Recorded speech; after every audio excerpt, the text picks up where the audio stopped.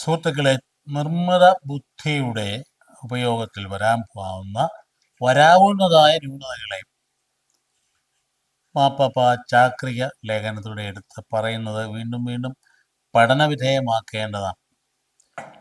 സാധാരണഗതിയിൽ സഭ, മജിസ്റ്റേരിയം, പ്രബോധന സമിതിയും കാലാകാലങ്ങളിൽ ലോകത്തുണ്ടാകുന്ന മാറ്റങ്ങൾക്ക് അനുസൃതമായി വഴി നടത്തൽ നിർവഹിക്കുക എന്നുള്ളത് പത്രോസിൻ്റെ പിൻഗാമിയുടെ ചുമതലയാണ്. To confirm in faith. അതാ തോന്നുന്നുണ്ട്. ഇൻഡസ്ട്രിയൽ റെവല്യൂഷൻ ഘട്ടം വന്നു കഴിഞ്ഞപ്പോൾ എല്ലാം ഭയങ്കരമായ ലോകം വന്നു കഴിഞ്ഞു. മനുഷ്യൻ ചെയ്യുന്നതെല്ലാം ഈ പറയുന്ന യന്ത്രങ്ങൾ ചെയ്യും എന്നതിലേക്ക് വന്നു കഴിഞ്ഞപ്പോഴത്തേക്കും തൊഴിലില്ലായ്മയുടെ പ്രശ്നങ്ങൾ വന്നു, റേരണ്ണവാനും ഉണ്ടായി, പരിണാമൻ. അതേ കാലങ്ങൾ പോലെ തന്നെയാണ് ഇപ്പോൾ അടുത്ത ഘട്ടത്തിലൂടെ വന്നിരിക്കുന്നത്. ഇത് നിർമ്മിത ബുദ്ധി, അതായത് ആർട്ടിഫിഷ്യൽ ഇൻ്റലിജൻസ്. അവിടെ വന്നു കഴിയുമ്പോൾ പഴയ ധരിക്കുക എല്ലാം ഈ മനുഷ്യൻ്റെ തന്നെ ആവശ്യമില്ലെന്നേ. അങ്ങനെ ചിന്തിക്കുക, എന്നെ വേണമെങ്കിലും കിട്ടുമല്ലോ, എന്ത് വേണമെങ്കിലും കിട്ടും. അതായത് വേണമെങ്കിൽ ഭാര്യയെ വരെ ഉണ്ടാക്കി കൊടുക്കും, ഒരു കുഴപ്പമില്ല. വേണമെങ്കിൽ അടുക്കള പണികളെല്ലാം ചെയ്യുന്നേ, എല്ലാ കാര്യങ്ങളും ചെയ്യും. അതുകൊണ്ട് ഇനിയിപ്പോൾ മറ്റുള്ളവരൊന്നും ആവശ്യമില്ല എന്ന നിലയിലേക്കാണ് പോകുന്നതെങ്കിൽ അപകടം വരാൻ പോകുന്ന കാര്യങ്ങളെക്കുറിച്ചാണ് മാർപ്പാപ്പ സൂചിപ്പിക്കുന്നത്.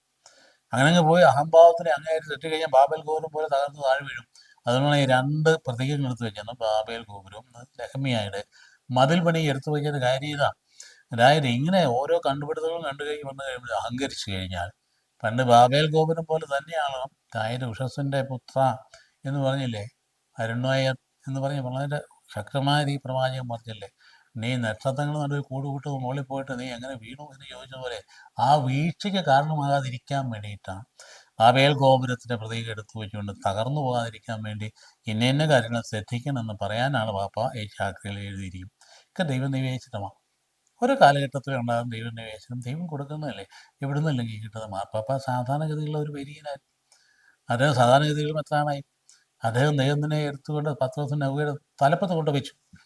അല്ല നോക്കിയേ, ആ മനുഷ്യരുടെ ദൈവം സെലക്റ്റീവായിട്ട് പൊക്കിക്കൊണ്ട് പോയതാണ്. വളരെ കറക്റ്റായിട്ട് പറയാൻ സാധിക്കും. അങ്ങനെ മാർപ്പാപ്പ എന്ന് വിചാരിച്ച് നടന്നയാളൊന്നുമില്ലല്ലോ. അതുകൊണ്ട് തന്നെ ഫ്രാൻസിസ് പാപ്പ അദ്ദേഹത്തെ എടുത്ത് കർദിനാളാക്കി. അദ്ദേഹത്തിൻ്റെ പേരാരും പറഞ്ഞില്ലല്ലോ. ആ പറഞ്ഞ കൺസിസ്റ്ററിയിൽ പാപ്പാട് തിരഞ്ഞെടുപ്പ് അവസരത്തിൽ അന്നത്തെ ഒരു മനുഷ്യനും അങ്ങേരെ പോകുന്ന ഇങ്ങനെ പാപ്പായാവുന്ന ആരും പറഞ്ഞില്ല, പറഞ്ഞ് കേട്ടേ ഇല്ല. അത് നമുക്കറിയാവുന്ന സംഗതിയല്ലേ. സിസ്റ്റൈൻ ചാപ്പലിലേക്ക് പോകുന്നതിന് മുമ്പ്, അതുകൊണ്ട് ഈ സെലക്ഷനിൽ പോകുന്നതിന് മുമ്പ് ആരും അദ്ദേഹം പേര്, വേറെ പലരുടെയും പേര് പറഞ്ഞിരുന്നത്. ഇതാ ദൈവാത്മാവ് കടന്നു വരുന്ന സഭയ്ക്ക് ആവശ്യം ആളിനെ പൊക്കി. ടിക്കറ്റ് വന്നപ്പോൾ വളരെ ഭംഗിയായ രീതിയിൽ കാര്യങ്ങൾ പോകുന്ന കണ്ടില്ലേ. വളരെ ക്രമബദ്ധതയോടുകൂടി ആവശ്യത്തിന് തിരുത്തൽ വരുത്തി, മാറ്റങ്ങൾ വരുത്തി ഭയങ്കര പ്രസന്നതയോടുകൂടി ലോകം കൊണ്ട് ഇപ്പോൾ എത്ര രാജ്യങ്ങളാണ് കവർ ചെയ്തിരിക്കും. അങ്ങനെ പോകുന്നതിൻ്റെ ഇടയിലൂടെ ഈ ചാക്രിയിൽ ഞാൻ രൂപപ്പെടുത്തി എഴുതുകൊണ്ട് ചുമ്മാ അങ്ങ് രൂപപ്പെടുത്തുന്നതല്ല, എഴുത്തിന് വേണ്ടി എഴുതല്ല, മനുഷ്യകുലത്തിന് ആവശ്യമായതുകൊണ്ട്. അതുകൊണ്ടാണ് അപ്പോൾ പറയുന്നത് ഈ ചാക്രിൽ ലേഖനം വളരെ കൃത്യമായി നമ്മൾ പഠിക്കുകയും അത് പഠനവിധേയമാക്കുകയും ചെയ്യേണ്ടതാണ്. വഴി നടത്തലിനുള്ള ഒരു ഭംഗിയായിട്ടുള്ള കാര്യങ്ങൾ പറഞ്ഞു വെച്ചിരിക്കുക. ഒന്നാമത്തെ കാര്യം ഞാൻ പറഞ്ഞു, നമ്മൾ 2 ടോക്കിനകത്ത് നൽകിയതാണ് കേട്ടോ, അതിന് തുടർച്ചയാണ്.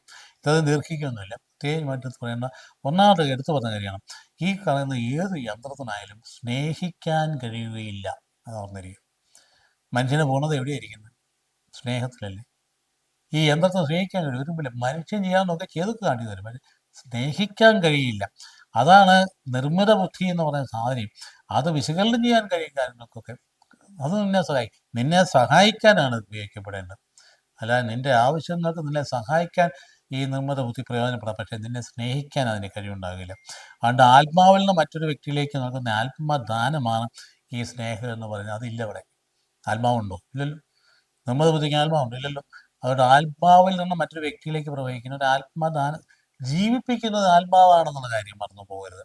അതിൽ ഏത് നിർമ്മിത ബുദ്ധി വന്നാലും ദൈവം നമ്മൾ ആഗ്രഹിക്കുന്ന രീതിയിൽ നമ്മുടെ വളർച്ചയ്ക്കും പുരോഗതിക്കും നന്മയ്ക്കുമായിട്ട് വിനിയോഗിക്കപ്പെടാനുള്ള വിനയം ആവശ്യമാണ്. അല്ല അഹങ്കരിക്കാനല്ലോ, നമുക്കെല്ലാം കൊണ്ട് പറ്റും, ഇനിയെല്ലാം ശാസ്ത്രത്തിനില്ല, ശാസ്ത്രം വന്നപ്പോൾ യുക്തിവാദത്തിൽ പറഞ്ഞ് നടക്കുന്ന കാണാൻ പാടില്ലേ. യുക്തിവാദത്തിൻ്റെ എല്ലാ വ്യക്തികളുടെ ഉള്ളിൽ ശൂന്യതയുണ്ട്. ഈ ദൈവത്തിൻ്റെ സ്നേഹം അനുഭവിക്കാൻ കഴിഞ്ഞാൽ ശൂന്യതയുണ്ടാകും. രണ്ടാമത്തെ കാര്യം എന്ന് പറയുന്നത്, ഈ നിർമ്മിത ബുദ്ധിക്ക് ഒരു മനുഷ്യൻ ചെയ്യുന്ന കാര്യങ്ങളെല്ലാം ചെയ്യാവുന്നേ, പക്ഷേ മനസ്സാക്ഷി എന്ന് പറയുന്ന സാധനം ഉണ്ടാവില്ല. അങ്ങനെ ഉണ്ടാകുന്നത് മനസ്സാക്ഷി ഉണ്ടാവില്ല. നന്മയും തിന്മയും വേർതിരിക്കാൻ കഴിവുണ്ടാകില്ല. മനുഷ്യൻ പറഞ്ഞ പോലെ ചെയ്യുന്നുള്ളതല്ലാതെ നന്മയും തിന്മയും വേർതിരിക്കാൻ കഴിവുണ്ടാകത്തില്ല. അതുകൊണ്ട് നാം ഓർക്കണം, അതായത് നന്മയും തിന്മയും തിരിച്ചറിയാനുള്ള ധാർമ്മിക മനസ്സാക്ഷി അത് ഏയ്ക്കില്ല. അതുകൊണ്ട് അത് വെച്ചുകൊണ്ട് ധാർമ്മിക തീരുമാനങ്ങൾ എടുക്കാൻ പറ്റിയില്ല. അതാണ് ധരിക്കേണ്ട കാര്യം. മനസ്സിലാക്കേണ്ട ഒരു പ്രധാനപ്പെട്ട കാര്യം അതല്ലേ. നമ്മളെ നയിക്കുന്നത് എന്താ? നമ്മുടെ ശക്തി എന്താണ്? മനസ്സാക്ഷിയല്ലേ. എൻ്റെ മനസ്സാക്ഷിയാണ് എൻ്റെ ശക്തി എന്ന് പണ്ടൊരു മുഖ്യമന്ത്രി കേരളത്തിൽ പറഞ്ഞ് നിങ്ങൾ ഓർക്കുന്നില്ലേ? എന്നിട്ട് അദ്ദേഹം പിരിഞ്ഞു പോകുന്നതിന് മുമ്പ് തന്നെ അദ്ദേഹത്തിന് ആരോഗ്യ തെറ്റിൽ നിന്ന് അദ്ദേഹം മുക്തനാക്കിയില്ലേ? അപ്പോൾ അതിന് മുമ്പത്തെ എത്ര 9 മണിക്കൂർ പോയി ചോദ്യത്തിന് മുമ്പിൽ പോയി ഇരുന്നില്ലേ പാവ മനുഷ്യൻ? അന്നേരമൊക്കെ അദ്ദേഹം പറഞ്ഞാൽ എൻ്റെ മനസ്സാക്ഷിയാണ് എൻ്റെ ശക്തി. ഈ ഒരു സാധനം ഈ യന്ത്രത്തിനില്ല എന്ന കാര്യം നമ്മൾ ഓർത്തിരിക്കണം. മൂന്നാമത്തെ കാര്യമുണ്ടല്ലോ, അതായത് ഒരു ഉത്തരവാദിത്വം, ഒരു കാര്യങ്ങൾ ചെയ്ത് കഴിഞ്ഞാൽ അതിൻ്റെ ഫലവും നമ്മളെന്തെങ്കിലും ചെയ്ത് കഴിഞ്ഞാൽ നമുക്ക് എന്താ ഒരു പേടിയില്ല, തെറ്റിപ്പോകുമോ എൻ്റെ ദൈവം എന്നൊരു ഭയം, എന്നെ മേലധികാരി എന്നാ പറയുന്നൊരു ഭയം. അതുകൊണ്ട് ഞാൻ ചെയ്യുന്ന കാര്യങ്ങൾ ഭംഗിയായിട്ട് ചെയ്തില്ലെങ്കിൽ എനിക്ക് ഉത്തരവാദിത്വം ഇല്ലെന്ന് എന്നെ പഴിക്കില്ലേ, അതുകൊണ്ട് എന്നെ സെക്കൻഡ് ഗ്രേഡാക്കി മാറ്റിയില്ലേ, എന്നെ ശകാരിക്കില്ലേ. അങ്ങനെ ഉത്തരവാദിത്വ ബോധം യന്ത്രത്തിനുണ്ടാവില്ല. അതോർത്തിരിക്കേണ്ടതാണ്. അതുകൊണ്ട് ഒരു കാര്യം സ്വയം ഏറ്റെടുക്കാൻ കഴിവ് അതിനുണ്ടാവില്ല. അതുകൊണ്ട് തീരുമാനങ്ങൾ നിർദ്ദേശിക്കാൻ കഴിയും, പക്ഷെ അതിൻ്റെ ധാർമ്മിക ഉത്തരവാദിത്വം ഏറ്റെടുക്കാനാവില്ല. ഉത്തരവാദിത്വം മനുഷ്യൻ്റേതാണ്. മനുഷ്യ മഹത്വം ഉയർത്തി കാണിക്കാണ് പാപ്പായി ലേഖനം എഴുതി. മനുഷ്യമഹത്വം മനുഷ്യൻ്റേതാണ് ഉത്തരവാദിത്വം. നിർമ്മിത ബുദ്ധിക്ക് അതില്ല. ആ ഒരു കാര്യം മനസ്സിലാക്കണം. മനസ്സാക്ഷി എന്ന് പറയുന്നത് വളരെ പ്രധാനപ്പെട്ട കാര്യമില്ല നമ്മുടെ ജീവിതത്തിലെ. അപ്പം അതുകൊണ്ട് AI എന്ന് പറയുന്ന അത് ഇളകുകയും ചാടുകയൊന്നും വേണ്ട. അത് ഉണ്ടാക്കിക്കൊണ്ട് വന്നിരിക്കാൻ നന്മകൾ ഉപയോഗിക്കാം. പക്ഷേ ദൈവത്തിന് വിധേയമായിട്ട് വിനയാന്വിതമായി മനുഷ്യ നന്മയ്ക്ക് വേണ്ടി മറ്റുള്ളവർക്ക് ഉപകാരമായിട്ട് ഉപയോഗിക്കണം എന്നുള്ള തീരുമാനം മനസ്സിലുണ്ടാകേണ്ടതാണ്. മറ്റൊരു പ്രധാനപ്പെട്ട സംഗതി, അതിന് നമുക്ക് കാര്യങ്ങൾ എടുക്കാൻ, സ്വതന്ത്രമായ കാര്യങ്ങൾ തിരഞ്ഞെടുക്കാനുള്ള ഒരു സ്വാതന്ത്ര്യം നമുക്ക്, അതല്ലേ ദൈവം നമുക്ക് നൽകിയിരിക്കുന്നത്. ഏറ്റവും വലിയ മഹത്വം നമ്മുടെ നമുക്ക് സ്വാതന്ത്ര്യമുണ്ടെന്നുള്ളതാണ്. ദൈവം നൽകിയിരിക്കുന്ന അതാ. ഈ നന്മയും തിന്മയും തമ്മിൽ തിരഞ്ഞെടുക്കാൻ സ്വാതന്ത്ര്യമുണ്ട്. തിന്മയും തിരഞ്ഞെടുത്താൽ അതിൻ്റെ ഫലം നീ അനുഭവിക്കണമെന്ന് മാത്രമേ ഉള്ളൂ. നന്മയും തിരഞ്ഞെടുത്താൽ നിനക്ക് അതിൻ്റെയും ഫലം കിട്ടും. അപ്പോൾ സ്വതന്ത്ര ജീവിയായിട്ട് മനുഷ്യൻ തെറ്റി ജീവിച്ചിരിക്കാം. അതിനെ നമ്മളെ സംബന്ധിച്ച് നമ്മുടെ ഭരണഘടനയിൽ നമുക്ക് സ്വാതന്ത്ര്യം നൽകുന്നുണ്ട്. വിശ്വസിക്കാനും വിശ്വസിക്കാതിരിക്കാനും, ദൈവത്തിൽ വിശ്വസിക്കാനും ദൈവത്തിൽ വിശ്വസിക്കാതിരിക്കാനും, നിരീശ്വരനാകാനും നിരീശ്വരനല്ലാത്തവനാകാനും ഒക്കെ നമുക്ക് സ്വാതന്ത്ര്യമുണ്ട്. സ്വാതന്ത്ര്യം മഹത്വമാണ്. അതിനെ നശിപ്പിക്കാൻ ആർക്കും അധികാരമില്ല. അപ്പോൾ അതിന് സ്വാതന്ത്ര്യം എന്ന് പറയുന്നത് ഈ പറയുന്ന മനുഷ്യ തീരുമാനങ്ങൾ എടുക്കാനുള്ള അവൻ്റെ ആ വലിയ ശക്തിയാണ്. അതായത് ഈ കണക്ക് കൂട്ടൽ നടത്താനേ പറ്റുള്ളൂ. ഈ പറയുന്ന യന്ത്രത്തിന് അതിന് സ്വാതന്ത്ര്യം എന്ന് പറയുന്ന സാധനം ഇല്ല. അറിയാമല്ലോ. എന്ത് ഇതൊക്കെ പറയുന്നത്? അറിയാവുന്ന കാര്യം തന്നെയാണ്, പെട്ടെന്ന് മനസ്സിലായി. യന്ത്രം എന്ന് കേട്ടത് നിനക്ക് അറിയാവുന്ന കാര്യം. പക്ഷേ പ്രാബല്യത്തിലേക്ക് വരുമ്പോഴത്തേക്ക് ഇതൊക്കെ മനസ്സിലില്ല എങ്കിൽ അപകടം ഉണ്ടാകാം. അതുകൊണ്ടാണ് പാപ്പ എടുത്തെടുത്തങ്ങ് പറയുന്നത്. പിന്നെ തന്നെയല്ല, നമ്മൾ നയിക്കുന്ന എന്താ, മുമ്പോട്ട് കൊണ്ടുപോകാൻ നമ്മുടെ ജീവിതത്തിൽ എപ്പോഴും നയിക്കുന്നത് എന്താ, എപ്പോഴും നമ്മൾ പറയില്ലേ, ഞാൻ സത്യത്തിൽ അടിയുറയ്ക്കുന്നത്. രാഷ്ട്രീയക്കാർ എപ്പോഴും പറയുന്നത് സത്യമാണ് ഞാൻ പറയുന്നത്. പക്കം ഒന്നാമത് യുദ്ധം നുണയായിരിക്കും പറയുന്നത്, എങ്കിൽ പോലും പറഞ്ഞു പിടിപ്പിക്കുന്നത് എന്താ, സത്യമാണ് ഞാൻ പറയുന്നത്. ഭയങ്കര തട്ടിപ്പുകാരനെ പിടിച്ചാലും അവൻ പറയുന്നത് സത്യമാണ് എന്നല്ലേ അവൻ പറയുന്നത്, ഇല്ലേ? മഹാ തട്ടിപ്പുകാരനെ പിടിച്ച് എന്തൊരു ഭീഷണിയായിരുന്നു അവനെ. പോലീസിന് വരെ ഭീഷണിപ്പെടുത്തി ഭയങ്കരമായ രീതി. ഞാൻ അങ്ങനെ വേറിട്ട പാർട്ടിയിലെ പ്രവർത്തനം, വേറിട്ട പാർട്ടി എന്ന് പറയും. അപ്പം അവനെ എന്തുമാത്രം സംരക്ഷിച്ചിരുന്നു, എന്തുമാത്രമാണ് ഈ പാർട്ടി സംരക്ഷിച്ചിരുന്നത്. പോലീസിനെ വെല്ലുവിളിക്കാൻ മാത്രം സംരക്ഷിക്കുന്ന ഒരു പകർത്തായില്ലേ.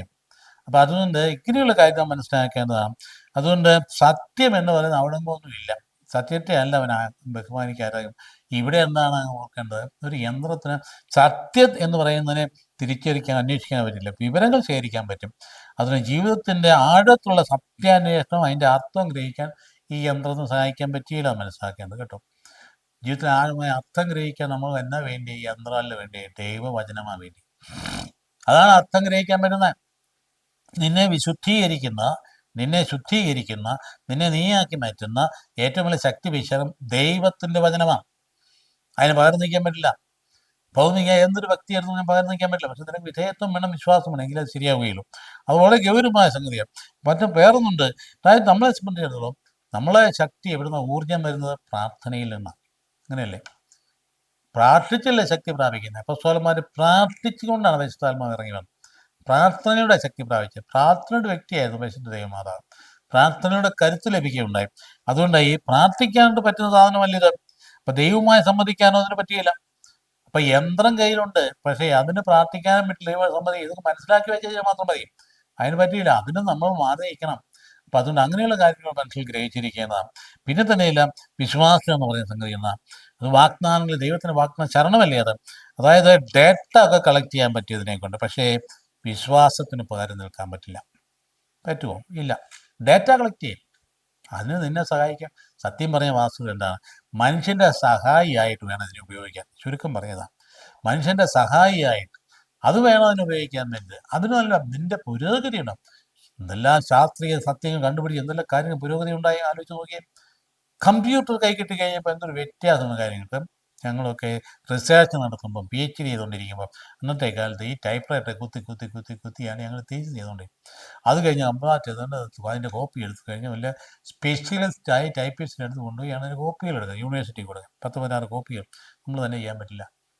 ആ സ്ഥാനത്താണ് പെട്ടെന്ന് കമ്പ്യൂട്ടർ കിടന്നു എന്നിട്ട് അവിടെ തന്നെ കൃത്യം തിരുത്താൻ പറ്റുന്ന രീതിയിലൊക്കെ നല്ല മനോഹരമായിരിക്കും. എത്ര വേളയും കോപ്പി അടിക്കാമെന്ന് മെഷീൻ കടന്നു പോകുന്നില്ലേ, സഹായിയായില്ലേ. എന്തെല്ലാം ഇപ്പോൾ നമ്മൾ ഓഫീസുകളിൽ കമ്പ്യൂട്ടറൈസ് ചെയ്ത് കഴിയുമ്പോഴത്തേക്കുണ്ടായ വ്യത്യാസം എന്താ? നമുക്കൊരു സർട്ടിഫിക്കറ്റ് കിട്ടാൻ വേണ്ടി ഏതെങ്കിലും വില്ലേജ് ഓഫീസിലോ മറ്റേ ഓഫീസിലോ ചെല്ലുകയാണെങ്കിൽ എത്ര നേരം കാത്തിരിക്കണമായിരുന്നു. ഇപ്പോൾ ഇതുവരെയും പൂർണ്ണമായിട്ട് ഇവിടെ എത്തിയിട്ടില്ല. എന്ത് നേരം കാത്തിരിക്കണം ആലോചിച്ച് നോക്കിയേ.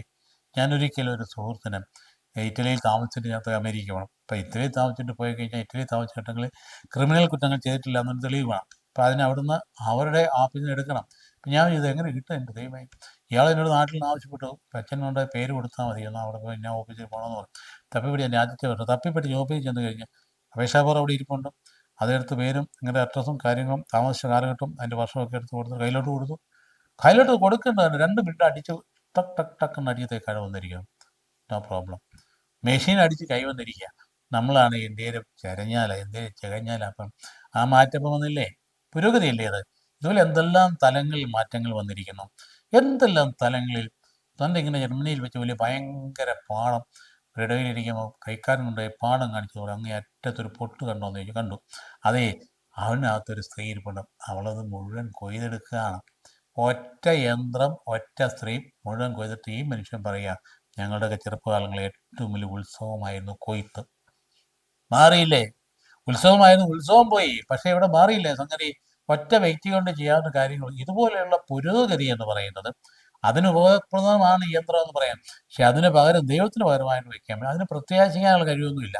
പ്രത്യാശ എന്ന് പറയുന്ന വിശ്വാസത്തിന് വരുന്നതാണ്. അത് പറ്റത്തില്ല. അടുത്ത നിമിഷത്തിൽ എന്താ സംഭവിക്കുന്നത് കുറിച്ച് അതിന് പ്രത്യാശിക്കാൻ പറ്റുമോ? ഇല്ല. നമുക്ക് ആ പ്രത്യാശിക്കാൻ പറ്റില്ല. അടുത്ത ഘട്ടങ്ങളിൽ എന്ത് സംഭവിക്കുന്നത് ദൈവസന്നദ്ധയിൽ വ്യാപരിച്ചു നമുക്ക് ഉൾക്കൊള്ളാനായിട്ട് വരുന്നത്. അതാണ് പ്രത്യാശ എന്ന് പറയും. എപ്പോഴും നന്മ പോസിറ്റീവായിട്ട് ഇന്നത്തെ കാണാൻ പറ്റുന്ന യന്ത്രം കൊണ്ടാകാൻ പറ്റുന്നതല്ലല്ലോ, ഹൃദയത്തിൽ വിശ്വാസം കൊണ്ടല്ലേ. പലപ്പോഴും പല ആളുകൾ ചിലപ്പോൾ നെഗറ്റിവിസ്റ്റ് ആൾക്കാരുണ്ട്. എന്ത് പറഞ്ഞാലും ശരി അവർ നെഗറ്റീവായിട്ടേ പറയും. ഇതൊന്നും നടക്കാൻ പോകുന്നു, അതൊന്നും ചെയ്യാൻ പോകുന്നില്ല. ആരെക്കുറിച്ചായാലും കുറിച്ചും ഒരു വ്യക്തിയെക്കുറിച്ചും പോസിറ്റീവായിട്ട് പറയാൻ പറ്റില്ല, എല്ലാം നെഗറ്റീവാണ്. ഇങ്ങനെ ആൾക്കാർക്ക് ജീവിതത്തിൽ ഒന്നും ചെയ്യാൻ പറ്റില്ല. നേരെ മറിച്ച് എല്ലാം പോസിറ്റീവായിട്ട് കാണുന്ന ആൾക്കാരുണ്ട്. പോസിറ്റിവിസ്റ്റായിട്ട് ജീവിതത്തിൽ കാണുന്ന വ്യക്തിയെ സംബന്ധിച്ച് ഒരുപാട് നന്മകൾ ചെയ്യാൻ പറ്റും. ആളുകളെ പ്രോത്സാഹിപ്പിക്കാൻ പറ്റും, ആളുകൾക്ക് ജീവൻ കൊടുക്കാൻ പറ്റും, തളർന്ന മനസ്സിലെ ഉണർത്താൻ പറ്റും. ജീവൻ്റെ ശക്തി അവിടെ കൊണ്ട് ഈ മനുഷ്യൻ്റെ ഹൃദയങ്ങൾ പ്രവഹിക്കും. അങ്ങനെ ഒരു പോസിറ്റിവിസ്റ്റാണ്. ഹൃദയത്തിൽ പ്രവഹിക്കുന്ന ദൈവീയ ചൈതന്യമാണ്. അതിന് അടുത്ത് നിൽക്കുന്നത് ജീവനുണ്ടാകും. അതിന് പോസിറ്റീവാൻ പറ്റും. യന്ത്രത്തിന് പറ്റുമോ? യന്ത്രം കയ്യിലിരിക്കുന്നത് നമ്മൾ വലിയ ഗമയിൽ തന്നുകൊണ്ട് ഒരു കാര്യവുമില്ല. ഇപ്പം നമ്മൾ മനസ്സിലാക്കേണ്ടതാണ്. അതുപോലെ തന്നെ ആത്മത്യാഗം എന്നൊക്കെ പറഞ്ഞാൽ എവിടുന്നാണ് വരുന്നത്? ഈ മൂല്യങ്ങളൊക്കെ നഷ്ടപ്പെടാൻ ഈ AI ഏതെങ്കിലും ഇടവരുത്തിയാൽ അത് തെറ്റാണ് പാപ്പ പറയുന്നത്. ആത്മത്യാഗം എന്ന് പറയുന്നത് എന്താ? മറ്റൊരാൾക്ക് വേണ്ടി തന്നെ ത്യാഗം ചെയ്യുന്നതാണ്. അത് യന്ത്രത്തിന് പറ്റുമോ? പറ്റത്തില്ലല്ലോ.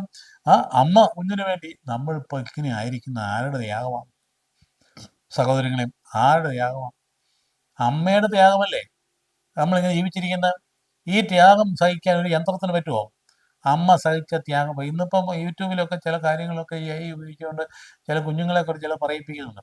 അമ്മ ഇങ്ങനെ പറയുന്നത്, എൻ്റെ കുഞ്ഞേ ഞാൻ നിന്റെ 10 മാസം കൊണ്ട് നടന്നതാണ്, എന്നൊരു കട്ടപ്പാന്ന് പറയും. കുഞ്ഞ് അങ്ങോട്ട് പറയാം അതൊക്കെ AI ആണ്. എന്താ പറയുന്നത്? അമ്മയ്ക്ക് എൻ്റെ ബുദ്ധിമുട്ട് അറിയാമോ? അമ്മയുടെ വയസ്സിൽ ഈകളടഞ്ഞ ഒരു മുറിക്കകത്ത് ഞാൻ 10 മാസം ഘടമോനെ കുറിച്ച് അമ്മയ്ക്ക് അറിയാം. തിരിച്ചു പോയി തന്നെ ചെയ്യും. അപ്പം ഇത്തരത്തിൽ ഇടപാടുകൾ നടക്കുന്ന കാലഘട്ടമാണിത്. ആത്മത്യാഗത്തിന് പറ്റിയില്ല. അതുപോലെ ക്ഷമിക്കാൻ പറ്റുമോ? അത് യന്ത്രത്തിന് പറ്റുമോ ക്ഷമിക്കാൻ? ഇല്ല.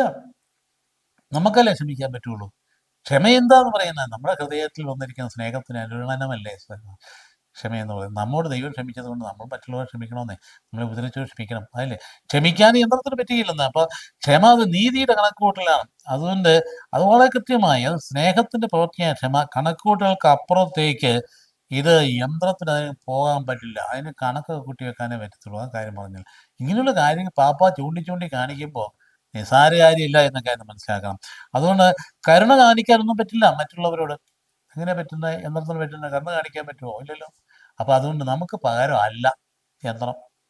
യന്ത്രം നമുക്ക് കീഴെയാണ്, നമ്മളെ സഹായിക്കാനാണ്.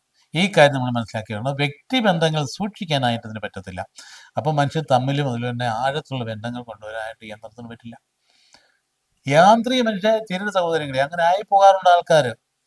യന്ത്രം ഉപയോഗിച്ചുകൊണ്ട് അതിനകത്ത് തന്നെ ചില മനുഷ്യരുടെ കമ്പ്യൂട്ടർ പോലെ യൂട്യൂബ് ഉപയോഗിച്ചുകൊണ്ട് മുഴുവൻ അതിനകത്ത് തന്നെ ഇരിക്കുക. ഒരു കുടുംബത്തിൽ അങ്ങനെ ഇരുന്ന് കഴിഞ്ഞാൽ അവിടെ എവിടെ ജീവൻ ഇരിക്കുന്നത്? ഇനി വീട്ടിലേക്ക് 4 പേരുണ്ട്, 4 പേരും കിടന്നു, 4 പേരും മൊബൈൽ ഫോൺ എടുത്തുകൊണ്ട് 4 പേര് ഇതിനകത്ത് തന്നെ കുത്തിയിരിക്കുക. രസകരമായ കാര്യങ്ങൾ അതിനകത്തുണ്ട്, കാണുന്നത് നല്ല കാര്യം. പക്ഷേ അവിടെ ഒരു കുടുംബമില്ലേ? അവിടെ ഒരു ഹൃദയബന്ധം വേണ്ടേ? അവിടെ ജീവൻ പകരണ്ടേ? മറ്റിടത്ത് അവിടെ ജീവൻ ഇരിക്കുന്നേ?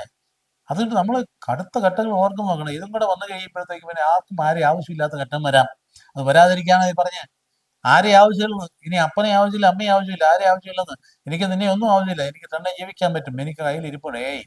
യന്ത്രം ഇരിപ്പുണ്ടെന്ന്, എനിക്ക് ആണ്ടൊക്കെ ചെയ്തു തരാം, നിങ്ങളാരും ശുശ്രൂഷ വേണ്ടെന്ന്. അതുകൊണ്ട് അടുക്കള പണി അവൾ ചെയ്തു തരും, ഈ യന്ത്രം എല്ലാം ചെയ്തു തരും. ഭാര്യയുടെ റോളും ചെയ്തു തരും. പിന്നെ എന്തിനു വേണ്ടി? ഞാൻ കല്യാണവും കഴിക്കുന്നില്ല. എന്നാന്ന് ചോദിച്ചാൽ ഇതൊക്കെ എനിക്ക് ചെയ്തു തരും എന്ന് പറഞ്ഞാൽ, സഹോദര, പോകുന്ന ദുരന്തത്തിലേക്കാണ് എന്ന വാണിംഗാണ് ഇവിടെ പറഞ്ഞു വച്ചിരിക്കുന്നത്. അപ്പൊ വ്യക്തിബന്ധങ്ങൾ സൂക്ഷിക്കാൻ പറ്റില്ല. അല്ല, അപ്പൊ ഇനി അങ്ങ് ഭാവിയിൽ എങ്ങനെ വിശുദ്ധി എന്ന് പറയുന്നത്? അങ്ങനെ ഇപ്പം നമ്മൾ വിശുദ്ധരെ പറയുന്നുണ്ടല്ലോ, അൽഫോൻസാമ്മ വിശുദ്ധിയായിരിക്കുന്നു, ചാവറക്കുഴ വിശുദ്ധനായിരിക്കുന്നു. അപ്പോൾ അങ്ങനെ ഒരു കാര്യം നടക്കാൻ പറ്റുമല്ലോ? യന്ത്രത്തിന് പറ്റുമോ? ആ വിശുദ്ധി എന്ന് പറയുന്നത് എന്താണ്? അത് മനുഷ്യൻ ഒരു പടി കൂടി കടന്നിട്ട് ദൈവസന്നിധിയിലേക്ക് എത്തി നിൽക്കുന്നു എന്നുള്ളതാണ് വിശുദ്ധി എന്ന് പറയുന്നത്. ഹൃദയത്തിൻ്റെ പ്രവർത്തനമാണ്. അതുകൊണ്ട് അവസാനിപ്പിക്കുകയാണ്, അത് ദൈവത്തിൻ്റെ ഛായയാണ് മനുഷ്യന്. ആ ഛായ യന്ത്രത്തിന് കിട്ടുകയില്ല. ആ കാര്യം നമ്മൾ മനസ്സിലാക്കണം. ഇപ്പം നിർമ്മിത ബുദ്ധി മനുഷ്യനാൽ സൃഷ്ടിക്കപ്പെട്ടതാണ്, മനുഷ്യനോ ദൈവത്താൽ സൃഷ്ടിക്കപ്പെട്ടതാണ്. ആ 26 നമ്മൾ സൃഷ്ടിച്ചതാണ് നിർമ്മിത ബുദ്ധി, നമ്മെ സൃഷ്ടിച്ചതാണ് ദൈവം. അപ്പം മനുഷ്യനാൽ സൃഷ്ടിക്കപ്പെട്ടു. അതുകൊണ്ട് ദൈവകൃപ എന്ന് പറയുന്നത് നമ്മൾ എപ്പോഴും എടുത്ത് പറയുന്നല്ലോ, ഞാൻ എന്തായിരിക്കുന്നു ദൈവകൃപയാലാകുന്നു. ആ കൃപ എന്ന് പറയുന്നത് സ്വീകരിക്കാൻ യന്ത്രത്തിന് പറ്റിയില്ല. അപ്പം ഞാനിപ്പോൾ നമുക്ക് സമാപനമായിട്ട് പറയാം. ഇപ്പം 3-ാമത്തെ എപ്പിസോഡാണ് ഇതേക്കുറിച്ച് പറയുന്നത്. അവസാനത്തെ പറയുന്ന സംഗതി തിരിച്ചറിയാൻ നമുക്ക് കഴിയണം. ഇങ്ങനെയുള്ള സമ്മതികൾ ഉപയോഗിക്കുമ്പോഴും ഇനിയൊക്കെ എല്ലാമായി, എനിക്കെല്ലാം ഉണ്ട്, ഇനിയൊന്നും വേണ്ട എന്ന മട്ടിലേക്ക് പോകാൻ ഇടയാവരുത്. Thank you very much.